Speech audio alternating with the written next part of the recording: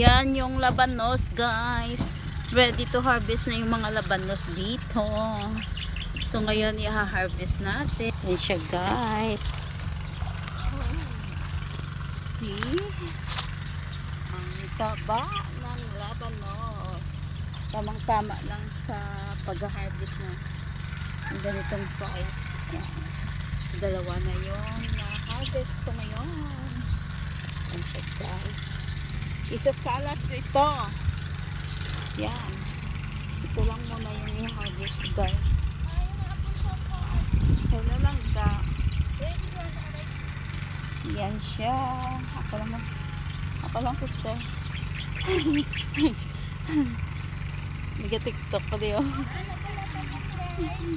Yan ni sister Tanong. Ang ganda, guys. Hi guys, gagawa ako ngayon ng labanos salad. Yan, guys. Masarap i-partner sa sinugba na bangros. Pagama, gini magkaon, guys. Alin sa kin-harvest ko kagina. Basta may itinanim, may anihin talaga, guys. At libreng pagkain. Laking tipid ko, guys. Kasi kung bibili ka pa nito sa palengke, siguro mga ganito mga 20 pesos. Yan. Ito fresh na fresh, oh.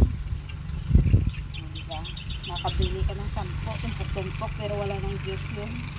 Wala nang patas yung ano, yung hindi na siya fresh. Yan.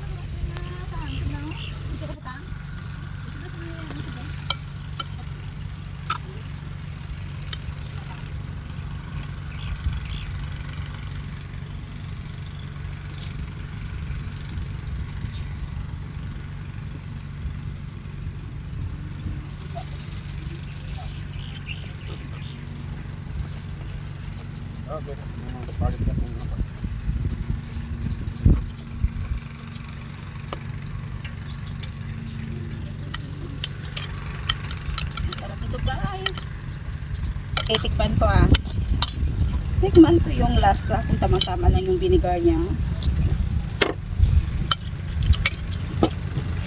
Sarap. Sarap, sarap, sarap. Tamang appetizer sa sinugba na bangos, no? Namit. Namit, guys.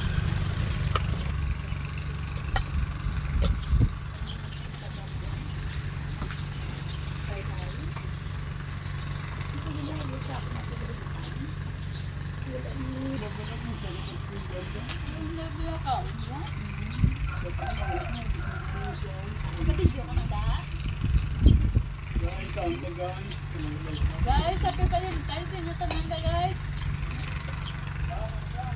Guys, happy Valentine's sa inyo tanan. Mata.